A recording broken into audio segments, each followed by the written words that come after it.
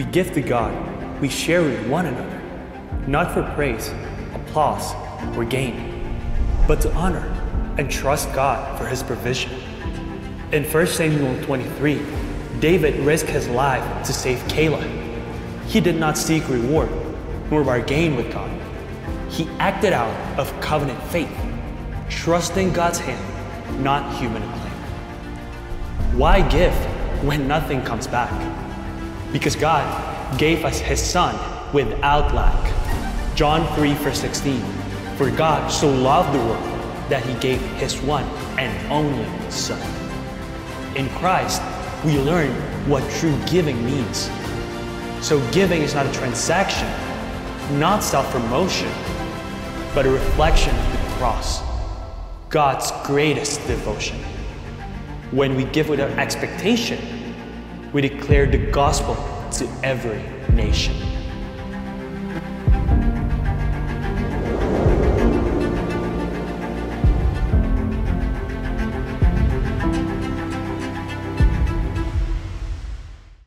Shalom saudara, hari ini kita banyak nyanyikan lagu tentang Tuhan Yesus baik. Ya, karena memang benar Tuhan Yesus itu sungguh baik dan sangat baik. Kita masih ada di tema yang sama, yaitu not keeping score. Jangan hitung-hitungan. Ya, minggu lalu kita diakhiri dengan apa?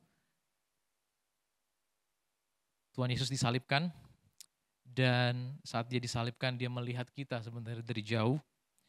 Ya, dan dia adalah Alfa dan Omega. Dia bisa melihat wajah-wajah kita dan dia mati buat kita. Oleh karena itu, dengan apa kita balas kepada Tuhan? Janganlah kita hitung-hitungan sama Tuhan. Ya, hari ini saya akan membahas dari kitab 1 Raja-Raja pasal yang ke-17, yaitu tentang cerita Elia dan janda di Sarfat.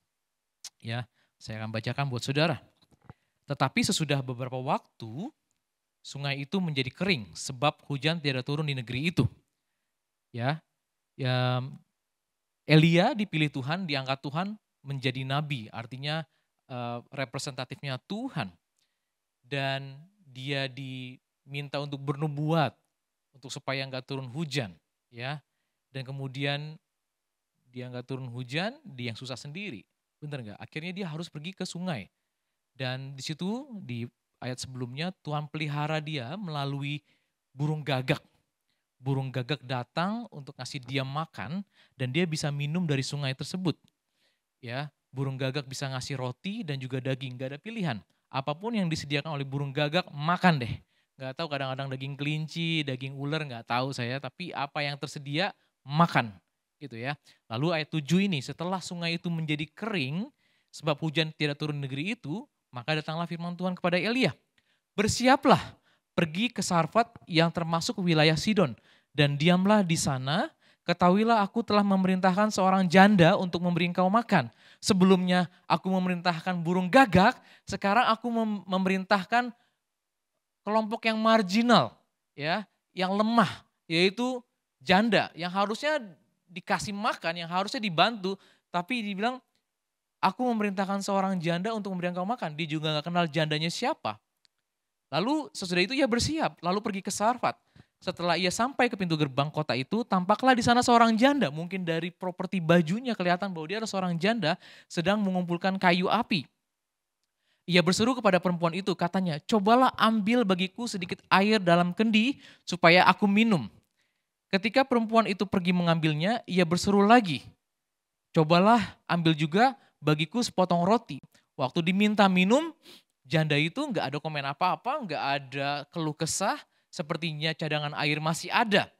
Ya, tetapi setelah diminta, cobalah ambil juga bagiku sepotong roti, perempuan itu menjawab, Alkitab mencatat dia menjawab, demi Tuhan Allahmu yang hidup, sesungguhnya tidak ada roti padaku sedikit pun, kecuali segenggam tepung dalam tempayan dan sedikit minyak dalam buli-buli. Dan sekarang aku sedang mengumpulkan 2-3 potong kayu api, kemudian aku mau pulang dan mengolahnya bagiku dan bagi anakku. Dan setelah kami memakannya, maka kami akan mati.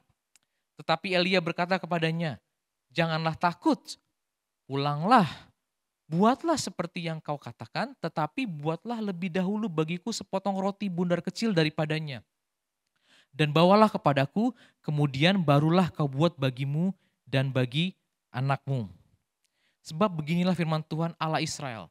Tepung dalam tempayan itu tidak akan habis dan minyak dalam buli-buli itu pun tidak akan berkurang sampai pada waktu Tuhan memberi hujan ke atas muka bumi. Lalu pergilah perempuan itu dan berbuat seperti yang dikatakan Elia. Maka perempuan itu dan dia serta anak perempuan itu mendapat makan beberapa waktu lamanya. Tepung dalam tempayan itu tidak habis dan minyak dalam buli-buli itu tidak berkurang seperti firman Tuhan yang diucapkannya dengan perantaraan Elia. Dan judul khotbah hari ini saya kasih judul The Last Meal. Katakan sama-sama, The Last Meal. Ya, dan di sini dikatakan bahwa dia udah gak ada punya pilihan lagi. Ya, dia dikatakan bahwa yang aku punya cuma ada tepung dan inilah makanan kami yang terakhir. Dan kita akan belajar dari cerita janda ini bahwa setiap daripada kita akan diperhadapkan di mana kita cuma punya resource yang terakhir, the last meal. Ya, saudara, siapa yang suka holiday di sini, liburan? Siapa yang mau liburan dalam waktu dekat? Angkat tangan. Saya nih, seneng kan? Wah, pada senang semua liburan. Nah, siapa yang saya tadi dengar ada yang mau pergi lagi ya? Kamu mau pergi lagi ya? Ini suka jalan-jalan. Ini saya nggak tahu ya. Michelle ini cutinya banyaknya minta ampun deh. Dia jalan-jalan mulu gitu. Ya. Nah, kalau saudara jalan-jalan, saudara suka dikelola jalan-jalan sendiri atau sama orang lain? Ya, saya sendiri ya. Kecuali kalau budgetnya punya uang banyak biasanya bayar orang aja. Jadi kita cuman duduk manis dianterin kemana gitu ya, bener ya, travel gitu. Nah, waktu kita liburan, holiday seperti ini, biasanya kita akan sibuk mengelola sendiri ya. Setiap daripada kita pernah liburan kan ya, pasti saudara dari Indonesia ke New Zealand pasti udah pernah yang namanya memikirkan hal berikut seperti mikirin paspor, ya, kemudian visa, sudah harus cari pesawat, ya, dan kemudian akomodasi, tempat mana yang harus dikunjungi, tuker uang lagi, belum harus nyiapin SIM card, atau ada pilihan yang lain bayar orang untuk mengelolanya, ya. Dan setiap daripada kita tuh senang mengelola liburan kita, benar ya, dan excited banget. Dan biasanya kalau lagi liburan, kalau ada gangguan, gimana perasaan saudara? Ada gangguan, misalnya tiba-tiba hotelnya bilang atau akomodasinya maaf, ternyata nama saudara nggak ada di situ. Atau pesawatnya delay, di cancel. Gimana perasaan saudara? Sedih? Oh senang, ada yang senang. Wah ini nggak jadi, enggak kan? Pasti saya yakin saudara moodnya bisa berubah. Saudara itu senang dengan yang namanya kita semua, saya juga senang segala sesuatu yang kita kelola sendiri, bener ya? In our control, senang banget kita dengan sesuatu yang kita kontrol. Setuju gak dengan statement saya? Setuju ya? Ini pertanyaan saya, do you trust God to manage your life? Saudara percaya gak kalau Tuhan itu mau mengelola hidup saudara? Karena kalau saudara, apalagi yang seorang manajer, siapa yang manajer di sini? Yang pernah manage people? Ya, ayo angkat tangan Evelyn. Malu-malu. Ya. Atau enggak siapa yang pernah manage uang sendiri deh. Ya, semua orang manage kan. Saudara jago memanage hidup saudara. Manage liburan, manage uang. Pertanyaan saya, kalau Tuhan mau mengelola hidup saudara, percaya enggak sama Tuhan? Nah, ini yang dilakukan, yang dialami sama Elia. Hidupnya dikelola sama Tuhan. Disuruh pergi, yang ngasih makan siapa? Burung gagak. Gak ada pilihan. Kalau yang dibawa daging kalajengking, ya makanlah itu. Yang dikasih belalang, makanlah belalang. Dan kemudian disuruh apa lagi tadi? Kemudian seorang janda yang ngasih dia makan. Do you trust God to manage your life? Elia memberikan dirinya untuk alat Tuhan. Ia bernubuat untuk tidak turun hujan. Membuat dirinya susah. Udah bernubuat gak ada hujan. Bayangin, dia yang bernubuat, dia juga yang susah. Bener gak?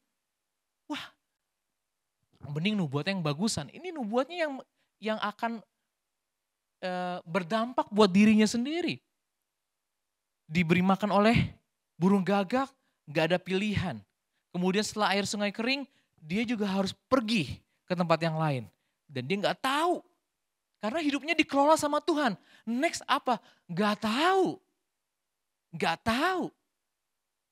Dan di sini ada karakter yang lain, yaitu janda di Sarfat. Janda di Sarfat juga mungkin dia juga berdoa sama Tuhan. Ya, Tuhan tolong supaya saya ini punya makanan. Karena segala sesuatu yang saya kelola ini udah mau habis. Cuma tinggal tepung aja. Dia juga berdoa dan kemudian juga Elia juga disuruh, kamu akan dikasih makan sama seorang janda. Dia mungkin pikirnya janda yang kaya kali. Tapi apa yang terjadi saat ketemu, tadi kita sudah baca. Janda di Sarfat ini adalah seorang yang lemah dan perlu dibantu ternyata. Janda dan Elia ini juga gak saling kenal. Minta air, gak ada tanda komplain sih, dikasih air. Tapi saat minta roti, ada respon yang menunjukkan frustrasi dan ketakutan. Ya, kita baca di ayat 12. Perempuan itu menjawab saat diminta roti, demi Tuhan Allahmu yang hidup, sesungguhnya tidak ada roti padaku sedikit pun kecuali segenggam tepung dalam tempayan dan sedikit minyak dalam buli-buli. Dan sekarang aku sedang mengumpulkan 2-3 potong kayu api, kemudian aku mau pulang dan mengelolanya. Di sini dia ngomong gini, iya abis ini aku mau pulang, makan dan mati. That's my goal, that's my mindset. Pulang, makan dan mati. Ada kata pulang di situ tapi pulang untuk mati. Biar aku mengelola dengan caraku. Caraku adalah udah tinggal sedikit, biar aku kelolanya, aku olah ini tepung ini untuk menjadi roti, aku makan sama anak-anakku dan mati. Kekhawatiran besar, kelaparan. Dengan kata lain, dari ayat ini kita katakan, this is our last meal, the last meal. Ini makanan terakhir kami. Di tahun 1929, kita belum lahir, ada kita kenal dengan namanya Great Depression. Ya, dari 1929 sampai 1939. Ya, saudara yang pernah belajar sejarah, itu ada suatu stock market crash dan kemudian banyak orang kehilangan pekerjaan. Dari 1,6 juta orang yang nggak kerja jadi 14 juta di tahun 1933. Dan di tahun 1931 ada 100 orang di New York ya, tercatat New York Hospital mati karena kelaparan. Mati karena kelaparan. Berarti udah benar-benar kurus banget. Dan juga ada banyak orang yang mati akibat related to the lack of nutrition. Karena nggak ada nutrisi yang cukup. Di tahun 1932, 250.000 orang nggak bisa bayar mortgage mereka. Dan mereka terpaksa untuk tinggal kayak di Indonesia, di Jakarta. Rumah-rumah seng sama rumah-rumah kardus. Ya. Nah gambar yang sebelah kanan tuh di Australia tuh. Ya, itu Australia. Dan di sini ada rumah-rumah seng ini di Washington. Karena mendunia depresinya, ya.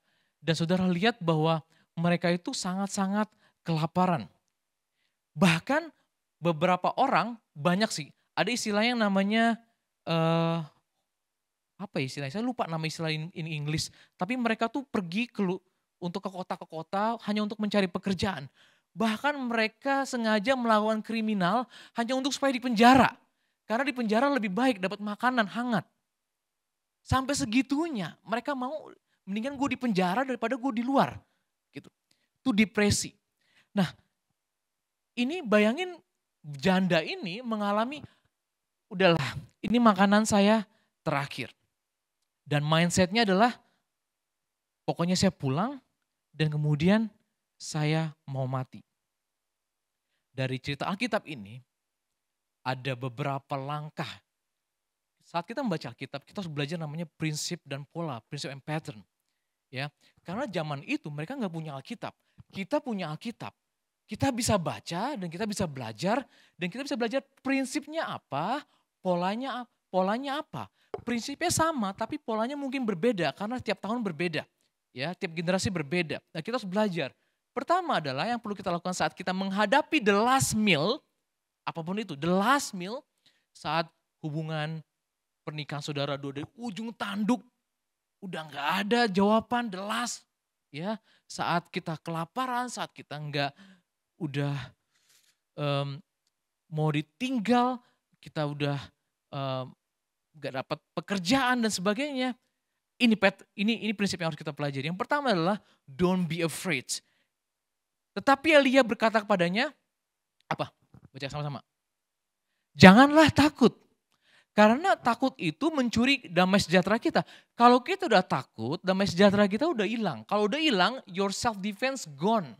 Sama seperti kalau saudara rumah nggak ada alarm, ya nggak ada alarm api. Kalau ada udah kebakaran, ada asap. Kalau itu nggak ada alarmnya, maka saudara pasti rumah saudara akan kebakar. Saudara juga nggak punya waktu, apalagi tengah malam untuk lari menyelamatkan diri. Begitulah saat kita menghadapi masalah when we afraid. Waktu kita takut, damai sejahtera kita hilang. Oleh karena itu langkah pertama adalah janganlah takut. Katakan sama-sama, jangan takut. Iya, karena tujuannya adalah supaya damai sejahtera harus kembali dulu. Ya, di fakta ini dikatakan saya mau katakan the last meal is the first fear. Ya, itu faktanya. The last meal is the first fear. Makanan saya yang terakhir adalah ketakutan pertama saya. Itu ketakutan saya yang pertama.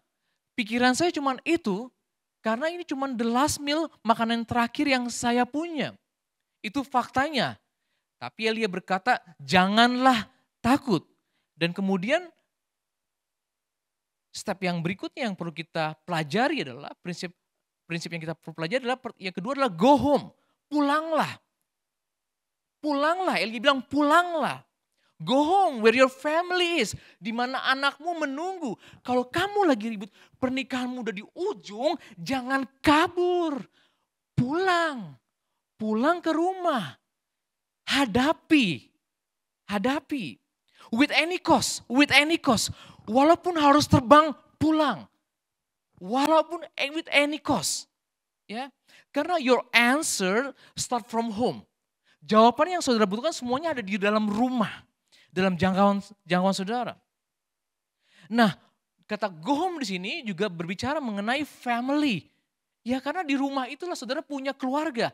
Saudara juga butuh yang namanya spiritual family. Ya, saudara perlu yang namanya spiritual family juga. Jangan lari. Ini yang Elia mau katakan, jangan lari. Tadi dia mau pulang mindsetnya apa? Mindsetnya aku pulang akan mati. Tapi di sini Elia mau merubah cara berpikir perempuan ini bukan untuk mati. Ya, pulanglah. Go home with new perspective. Yang saya mau katakan face the fear. Katakan sama-sama face the fear. Karena tadi the last meal is the first fear. Ketakutannya dia. Hadapi ketakutan itu. Sama seperti Daud juga menghadapi Goliat. Dia menghadapi ketakutannya. Hadapi ketakutan itu. Jangan lari. Yang paling mudah adalah kita lari aja. Enak. Lari. Be brave. Ini fakta. Jangan delusional. Jangan. Hadapi fakta ini.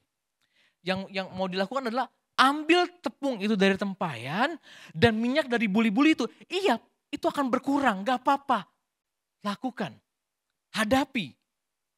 Bangsa Israel juga mendatangi tembok Yeriko juga dengan banyak segala cerita. Ada orang raksasa kah atau dan sebagainya, tapi mereka hadapi. Face the fear, hadapi ketakutan itu. Ya. Yang ketiga, prinsip yang ketiga adalah make it right. Make it right. Buatlah seperti yang kau katakan. Kalau emang harus dibuat. Kasih makan. Ya. God can use what's on your hand. Dengan tepung dan minyak yang tersisa pun Tuhan bisa menggunakan itu. Ya, with your sweat, last energy, ya.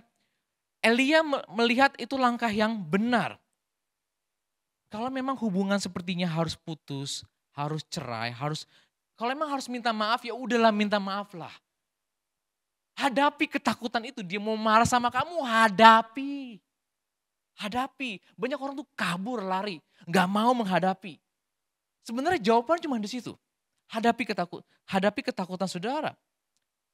God can use the last meal to establish your first act of faith. Tuhan dapat mempergunakan the last meal, makanan terakhir janda itu untuk membangun the first act atau langkah iman yang pertama.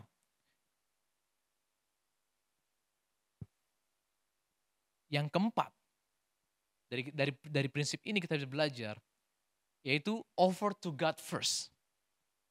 Ya, tetapi buatlah lebih dahulu bagiku. Tadinya roti ini bisa dimakan sama dia dan anaknya, tapi kali ini enggak. Kamu tadi pulang memang mindsetnya mau gitu, tapi kali ini enggak. Make it right, but over to God first. Kenapa saya bilang over to God first? Dia representatif Tuhan. Elia memang diutus sama Tuhan. Nabi itu representatif Tuhan. Jadi give it to me. Nah mungkin kalau di zaman sekarang modern, orang kalau misalnya pendeta minta kayak gitu dibilang langsung masuk headlines. Wah, pendeta rakus.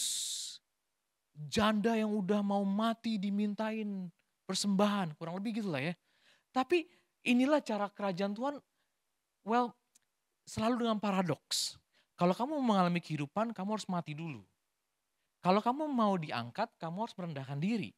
Kalau kamu mau mengalami breakthrough, beri. Ya. Tetapi buatlah lebih dahulu bagiku sepotong roti bundar kecil daripadanya dan bawalah kepadaku. Nah baru kemudian buat bagimu dan bagi anakmu. Dia ngajarin put God first. Ubah prioritas sekarang. Ubah prioritasnya. Tadinya mikirin kamu, now put God first. Give your last meal as a first offer to God. Give your last meal as a first offer to God. Nah, kita lihat ya. Saya berharap kenapa saya kasih judul The Last Meal. Karena setiap daripada kita itu pasti akan diperhadapkan dengan situasi di mana kita itu cuma punya the last meal. Di mana udah gak ada harapan lagi kita pikir. The last meal. Ini duit terakhir nih, cuma bisa buat bayar rental. Saya pernah ngalamin kayak gitu. Ini duit terakhir nih. Ya. Di situ saudara mau ngapain? Saudara gak suka mengelola hidup saudara. Tiba-tiba kalau saudara bilang Tuhan kelola hidup saya. Ya kalau kamu bilang Tuhan kelola hidup saya. Kamu dibawa dengan situasi gak ada lagi resource. Mau apa? Nah ini yang prinsipnya harus kita pelajari. Give your last meal as a first offer to God. Karena dia akan melakukan segala sesuatunya dengan apa yang ada di tangan kita. Ya. Dengan apa yang ada di tangan kita. Not the second, but first offer. Dia gak bilang, kamu buat, kamu makan, sisanya kasih aku. Enggak gitu. Enggak, bukan sisanya, tapi kasih aku dulu. Kan janda itu bisa aja ngasihnya seberapa, nih misalnya ada satu segini, ukurannya segini gitu ya. Dan kemudian dia bisa aja ngasihnya sebesar apapun gitu, baru sisanya dia. Tapi yang dia mau buat dulu buat aku, ya berarti kan di situ si jandanya juga, gue kasih dikit gak ya? Aduh cukup gak ya? Tapi apapun itu dia lakukan loh. Dia kasih loh. Dia buat Elia. Ya. Dan kemudian prinsip yang berikutnya adalah yang kita pelajari, listen to God's promise. Listen to God's promise. Sebab beginilah firman Tuhan, karena orang bisa ngomong kepada saudara, ayo lakukan ini, lakukan lagi itu. Tapi kita perlu dasar firman Tuhan. Karena firman Tuhanlah yang mengubahkan situasi kita. Firman Tuhanlah firman yang hidup dan roh yang hidup. Firmanlah yang mengubahkan, bukan kata-kata motivasi saya bukan, tapi cuma firman Tuhan yang bisa merubah hidup kita, merubah situasi kita. Apa firman Tuhan yang perlu kita dengar di musim yang sedang kita jalani, saat kita berhadapan dengan the last meal. Sebab beginilah firman Tuhan Allah Israel, tepung dalam tempayan itu tidak akan habis, dan minyak dalam buli-buli itu pun tidak akan berkurang sampai pada waktu Tuhan memberi hujan ke atas muka bumi. Wow. Di musim itu gak ada hujan, tapi Tuhan bilang hujan gak datang, supply pun akan cukup buat kamu. Percaya enggak? Karena the last meal is an opportunity to let God to take control. Your last meal itu adalah kesempatan. Ya, saudara kalau misalnya melihatnya dengan perspektif berbeda sulit. Tapi kalau bisa melihat itu adalah sebagai opportunity to let God to take control, you will change your perspective. Dengan kata lain gini, dia mau nanya, who is in control now, you or God? If you, eat it. Kalau emang kamu janda yang take control, makan aja udah. Toh, makan aja. Kamu bilang kalau makan kamu habis itu mati. Tapi kalau kamu mau Tuhan yang take control, offer to God first. Ya, the last meal, apapun itu, your last salary, your last time, atau precious moment, atau apapun itu, tenaga saudara yang terakhir dan sebagainya, is an opportunity to let God to take control. Ya, kembali lagi saya tanya pada saudara, percaya nggak hidup saudara mau dikontrol sama Tuhan, dikelola sama Tuhan? Itu pertanyaan yang serius. Karena kita semua suka mengelola hidup kita, suka banget. Everything under control, suka. Kita dalam dapur kita make sure beras ada, jumlahnya harus begini, ya susu ada, roti ada dan sebagainya. We love to kelola, kita sangat suka mengelola. Tapi kalau ditanya balik, kalau Tuhan mau mengelola hidup saudara, percaya nggak kamu sama pribadinya bahwa dia Bapa yang baik? Dari tadi kita nyanyi, Tuhan Yesus baik, Yesus engkau sungguh baik. Percaya nggak kita bahwa dia adalah Bapa yang baik, yang mau mengelola hidup kita? Yang keenam, action. Beraksi. Dari tadi dia dengar. Lalu apa? Pergilah perempuan itu dan berbuat seperti yang dikatakan Elia. Akibatnya maka perempuan itu dan dia serta anak perempuan itu mendapat makanan beberapa waktu lamanya. Ini mereka bekerja sama. Jadi bukan hanya si janda tadi, Elia, janda itu dan anaknya juga dipelihara sama Tuhan. Now we need to listen to God's promise. Kita harus bersyukur saudara. Alkitab itu ada di tangan kita, di genggaman kita. Setiap masalah yang kita hadapi, jawabannya itu selalu ada di Alkitab. Pertanyaannya adalah, apakah kita pengen tahu dan kita pengen cari firman Tuhan untuk bisa menolong musim kita? Ya, karena kita harus mendengar apa yang Tuhan mau supaya kita bisa melakukannya. Ya, saya mau katakan God can use your last meal to ensure it's never your last. Ya, Tuhan dapat mempergunakan makanan terakhir janda itu untuk memastikan bahwa itu bukanlah yang terakhir kalinya. God can use your last meal to ensure it is never your last. God can use your last salary, last saving to ensure it's never your last saving. Yes.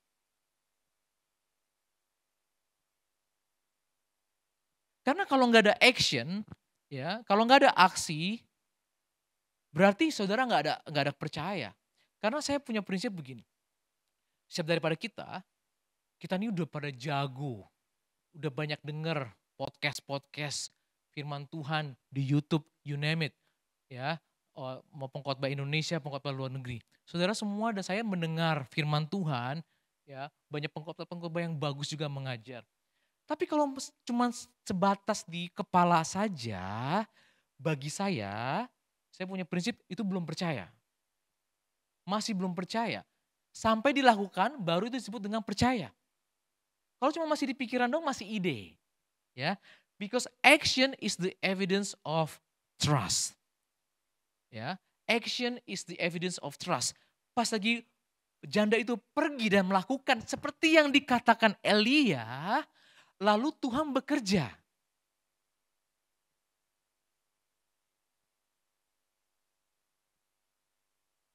Amin saudara. Saudara terlihat tegang sekali. Ya, saya nggak tahu saudara sedang memikirkan apa ini. Saya nggak lagi khotbah tentang keuangan, minta uang, nggak sama sekali. Cuma saya mau katakan, kita pasti akan diperhadapkan, atau mungkin saudara sedang diperhadapkan. The last Meal itu bisa berbicara banyak hal. Ya, the last meal. Bukan hanya masalah makanan terakhir, gitu. Tapi yang saudara pikir bahwa ini segala-galanya bagi saya. Ini nih. Saudara berharap banget sama ini. Kalau nggak ada ini nih, gue mati lah. Apapun dah yang saudara pikir yang buruk, wah pasti akan kejadian kayak gini lah. Nah Tuhan, kalau misalnya saudara diperhadapkan itu, Tuhan mau ngajarin sesuatu untuk mengubah perspektif saudara, dan Tuhan mau memuridkan saudara, dan dikasihlah prinsip-prinsip ini yang kita pelajarin sekarang. Dan saya mau katakan, trust lives in actions, not in thoughts. Percaya itu hidup di saat ada tindakan, bukan hanya di kepala, di pikiran. Ya, selagi masih ada di pikiran, saudara belum percaya. Ya. Karena si janda itu bisa aja cuma dengar, oh iya, oke, senyum-senyum, ya enggak, oke aja, oke, udah, ya udah pulang, bye. Cuma begini, ya. Tapi saat dilakukan, itulah bukti bahwa dia percaya. Sebelum dilakukan, don't say that you trust it. Still thoughts, still idea. Belum convicted gitu. Apa sih bahasa Indonesia bantu dong? Conviction itu apa? Ya teryakinkan secara penuh, ya. Karena saat kita melakukan berarti kita udah teryakinkan, gitu ya. Nah, saudara mungkin bertanya, itu kan janda. Janda itu kan ketemu sama Elia. Elia ngomong langsung sama dia. Saudara mungkin punya excuse gitu. Ya, Elia itu kan orang asing juga buat janda itu. Iya enggak? Emang si janda itu kenal Elia? Enggak. Enggak kenal kan? Terus gimana dong kalau keadaan saya sekarang? Nah, keadaan sekarang, saudara bisa belajar dari prinsip ini, saudara aplikasikan. Ya, dari apapun itu, saudara aplikasikan. Dan ada satu cerita di Alkitab, janda juga sih, ya, janda juga, bahwa dia juga punya the last meal, tapi bukan bentuk makanan. Ya, saya akan bacakan di Markus 12. Pada satu kali Yesus duduk menghadapi peti persembahan dan memperhatikan bagaimana orang banyak memasukkan uang ke dalam peti itu. Banyak orang kaya memberi jumlah yang besar. Lalu datanglah seorang janda yang miskin, janda lagi. Dan ia memasukkan 2 peser, yaitu 1 duit. Seharusnya kan kita balik. Seharusnya janda itu gak usah ngasih duit ke gereja lah. Harusnya gereja yang ngasih duit buat janda itu. Iya dong. Maka dipanggilnya murid-muridnya dan berkata kepadanya, mereka, aku berkata kepadamu, sesungguhnya janda miskin ini memberi lebih banyak daripada semua orang yang memasukkan uang ke dalam peti persembahan. Janda ini memberi yang mungkin tidak dapat dibelanjakan apa-apa. Tahu gak saudara berapa 2 peser 1 duit itu? Saya kasih tahu saudara. Zaman itu nilainya adalah 164 atau 1/64 dari gaji 1 hari. 1/64 dari gaji 1 hari. Oke, minimum wage kita berapa? 23,50. Dikali 8 itu sekitar 188 New Zealand dollars. Nah, yang dipersembahkan sama janda ini adalah 1/4-nya itu saya bantu. 2,94 New Zealand dollars. Hampir $3. Bisa beli roti enggak? Bisa ya? Yang roti kita apa biasanya? Bulan. Ya. Roti itu berapa sih bisa dimakan seminggu kali ya? Itu yang dia punya, cuma $3. Nah, waktu dia ngasih $3, mungkin si yang rumah ibarat itu juga mikir, ini bisa apa $3? Bisa apa? Tapi yang orang-orang kaya itu kan ngasihnya mungkin $500 lah, $1.000 lah. Tapi Tuhan Yesus bilang, apa yang janda ini berikan lebih besar daripada yang orang lain kasih. Lebih besar dari $500.000. Mungkin nothing. Nah, saya nggak tahu apa yang saudara pikir, gue gak mau kasih ke Tuhan, ini kayak terlalu kecil sih. Apa kata orang lain katakan. Tetapi bagi saudara itu hal yang besar. Di New Zealand itu memang saya akuin. Gak banyak fungsi gereja itu gak seperti sebagian besar gereja di Indonesia, di mana orang-orang miskin itu kan gak di cover sama negara, bener gak? Iya, gak ada yang namanya allowance dan sebagainya, anak 3 dan gak ada gitu.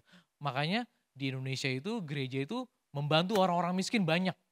Nah kalau di gereja New Zealand tuh udah rata-rata ke cover gitu, kebutuhan basic.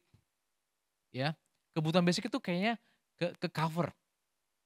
Jadi nggak terlalu banyak yang bisa kita aplikasikan di New Zealand.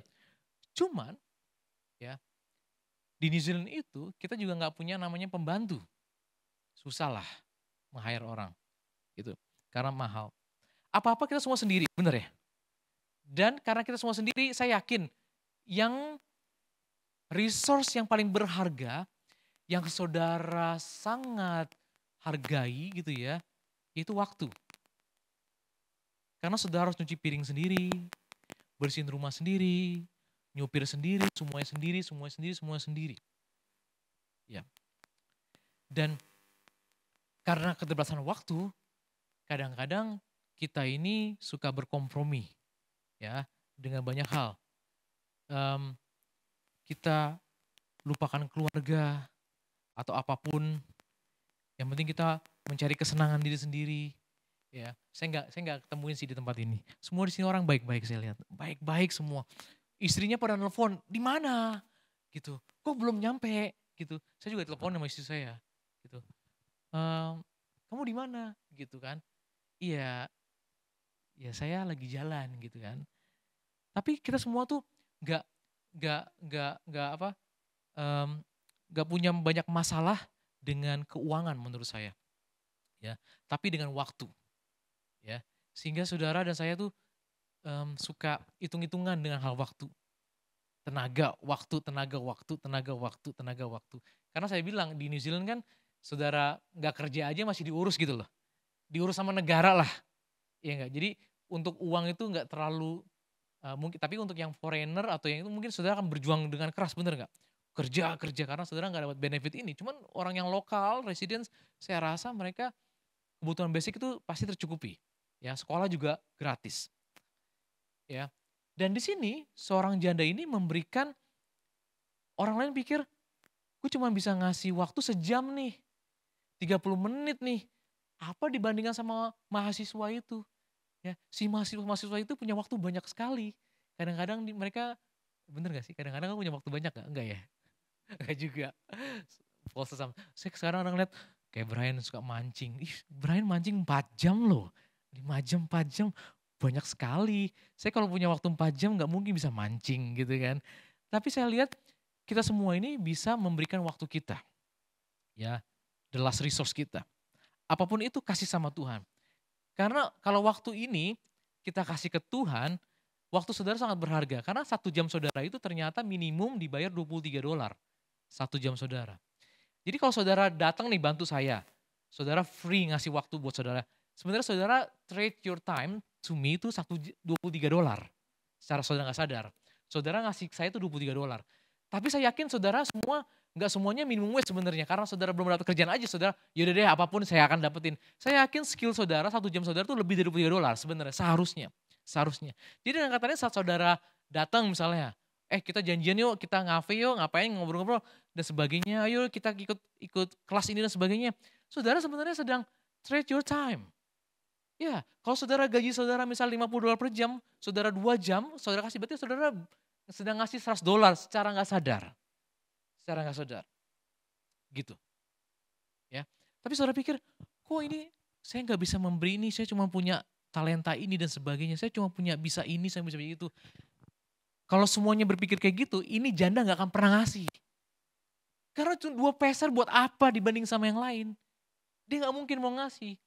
Tapi Tuhan melihatnya berbeda. Kemudian, sebab mereka semua memberi dari kelimpahannya. Tetapi janda ini memberi dari kekurangannya. Semua yang ada padanya yaitu seluruh nafkahnya. Nah ini yang menarik. Ternyata Tuhan melihat. Nah ini yang saudara perhatiin. Tuhan Yesus itu melihat janda itu. Kalau saudara dan saya percaya bahwa Tuhan Yesus adalah Tuhan yang baik, Bapa yang baik, dan janda ini memang sih gak dikasih tahu, gak ada Elia yang datang ke dia, gak ada hamba Tuhan yang ngasih tahu dia harus ngasih, gak ada yang ngasih tahu, gak tertulis. Tapi saat dia ngasih, kita tahu pasti hasilnya apa. Karena janda di Sarfat aja ngasih share, belum ngasih semua, cuman share. Dari rotinya itu di share, 3, dibagi 3. Ini dia kasih semuanya. Kalau kita percaya bahwa Tuhan Yesus baik, dan Tuhan Yesus melihat, saya yakin jalan ceritanya berikutnya janda ini dipelihara sama Tuhan, dikasih makan. Nanti kita di surga tanya, cari janda itu, oke? Sama-sama. Kita cari dia. Gimana sih ceritanya saat itu? Kita cari tahu.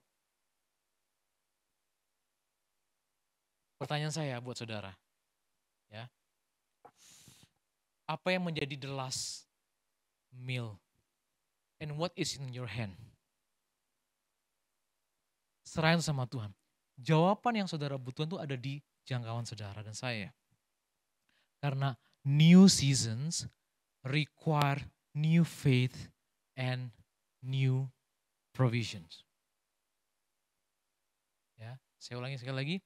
New seasons require new faith and new provisions. Jadi kalau ini udah musim yang baru, Tuhan itu selalu punya cara untuk provide buat saudara, tapi juga harus pakai new faith juga sih. Ya. Jangan saudara, oh saya dulu begini, saya dulu begini, saya dulu begini, saya dulu begini caranya. No. Bangsa Israel, waktu mereka di padang gurun, itu musim padang gurun. Ya Tuhan kasih provision melalui mana. Mereka gak perlu bercocok tanam kok. Cuman datang, cuman pungut. Bener gak? Ya. Tapi setelah mereka menyeberangi sungai, injek kaki di sungai, nyebrang, mana stop. New season, there's a new faith and new provision. Dan mereka harus bercocok tanam. Tabur, tuai. Tabur, tuai.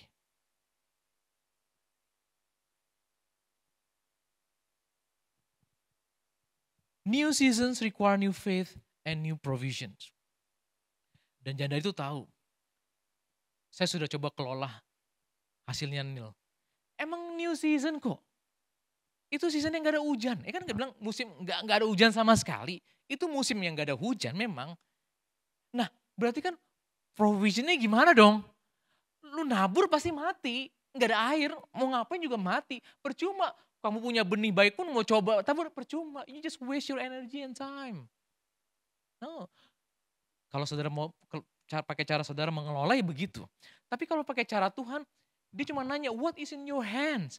Di rumah kamu apa? Pulang ke rumah, ya apapun itu yang ada, yang tinggal the last meal itu, over to God first.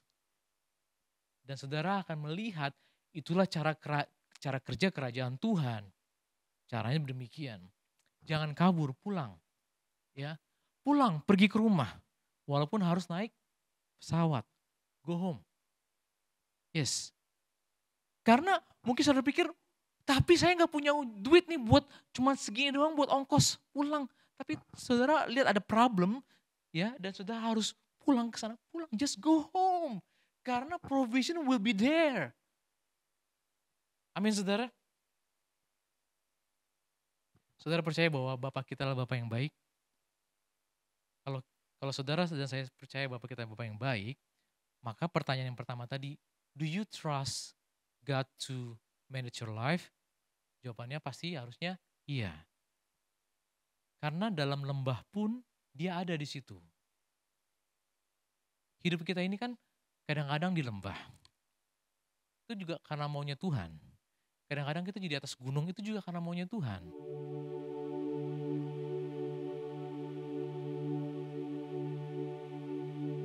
Saya pernah cerita dulu sebelumnya. Saya juga hampir semua orang pernah dengar. Waktu saya di Auckland itu, Tuhan mau memperkenalkan, tahu gak saudara bahwa banyak nama Tuhan, Jehovah Jireh, Jehovah Rafa, Jehovah Shalom, Jehovah Nisi, El Shaddai. Dan Tuhan itu mau memperkenalkan dirinya tuh di musim yang berbeda-beda.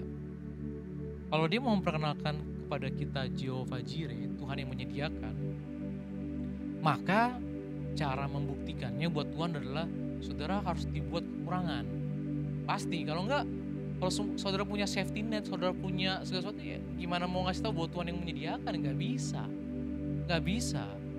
Jadi setiap daripada kita itu akan diperhadapkan dengan situasi seperti itu. Suka nggak suka, saya mau katakan suka nggak suka. Tapi kalau saudara percaya Bapak kita Bapak yang baik, selalu ada jalan keluar. Memang pas lagi menghadapinya, aduh, dan aduh, gitu. Ya, singkat cerita, saya di layoff. Single income, anak 2, Fani belum kerja, Jonathan masih kecil. Gaji, tabungan saya cuma ada buat 3 bulan untuk hidup, survive. Cuma 3 bulan buat survive di Auckland. Tuhan bilang pulang ke rumah ya, go home. Saya berdoa. Dan kemudian saya waktu itu dia minta saya untuk diperpanjang 3 bulan lah untuk in advance. Tapi saya akhirnya memutuskan saya untuk resign. Saya resign. Karena saya nggak damai sejahtera. Karena saya takut. Nah, langkah pertama itu saat saya berdoa, Tuhan ngomong buat resignation letter. Saya buat. Saya kasih ke bos saya. Habis itu saya happy. Saudara happy nggak sebenarnya kalau saudara nggak ada kerjaan? Sebenarnya saudara bisa bekerja sampai 3 bulan, 4 bulan berikutnya. Cuman saudara memilih untuk resign, untuk lebih cepat. Kan aneh. Tapi entah kenapa waktu saya damai sejahtera. Saya bisa, dia juga damai sejahtera sih. Mungkin dia nggak tahu, dia mau, mungkin damailah. Saya damai. Tapi di situ saudara pikir saya nggak khawatir. Khawatir. Sangat khawatir. Sangat khawatir. Tapi saya percaya bahwa dia adalah Bapa yang baik. Ya, karena tadi damai sejahtera balik, itu saya butuhin my self defense. Setelah balik, Tuhan bekerja. Bekerjanya gimana? Datang kerjaan? Enggak. Bekerja mengubah saya dulu, inside out. Dia nggak akan merubah situasi dulu, merubah saya dulu. Wah, ketar-ketir. Interview sana sini. Wih, kayaknya mau diterima nih. Nggak diterima. Udah ngopi loh, ngopi bareng sama direkturnya. Udah ngopi, udah ngomong, enak banget nih. Tadi gimana? Bagus sih. Nggak diterima. Ditutup jalan. Nah, masih mau percaya sama Tuhan? Masih mau percaya sama Tuhan? Saya pasti percaya sama Tuhan saat itu. Di pikiran baru. Nah, actionnya apa? Saya bilang sama istri saya, ini ada tabungan 3 bulan nih. Ini buat saya khawatir tentang gaji gak ada kerjaan. Saya tergerak untuk ngasih persembahan. Yang seharusnya gereja nolong saya. Iya dong.